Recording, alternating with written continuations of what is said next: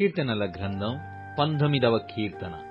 ఆకాశములు దేవుని మహిమను వివరించుచున్నవి, అంతరిక్షము ఆయన చేతి పనిని ప్రచురపరచుచున్నది. పగటికి పగలు బోధ చేయుచున్నది, రాత్రికి రాత్రి జ్ఞానము తెలుపుచున్నది. వాటికి భాష లేదు, మాటలు లేవు, వాటి స్వరము వినబడదు. వాటి కొలనూలు భూమి యందంతట వ్యాపించియున్నది. లోక దిగంతముల వరకు వాటి ప్రకటనలు బయలువెళ్ళుచున్నవి. వాటిలో ఆయన సూర్యునికి గుడారము వేసెను. అతడు తన అంతఃపురములో నుండి బయలుదేరు పెండ్లి కుమారుని వలె ఉన్నాడు. శూరుడు పరుగెత్త నుల్లసించునట్లు తన పదమునందు పరుగెత్త నుల్లసించుచున్నాడు.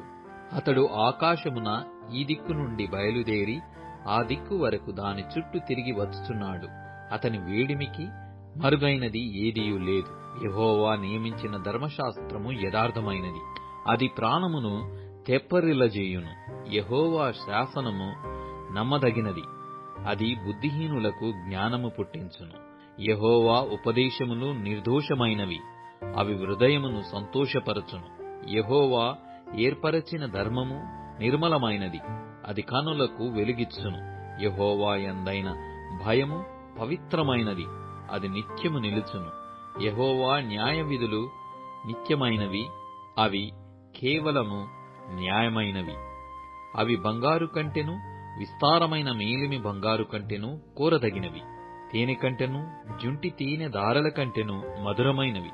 వాటి వలన నీ సేవకుడు హెచ్చరిక నొందును, వాటిని గైకొనుట వలన గొప్ప లాభము కలుగును. తన పొరపాటులు కనుగొనగలవాడెవడు? నేను రహస్యముగా చేసిన తప్పులు క్షమించి నన్ను నిర్దోషినిగా తీర్చుము.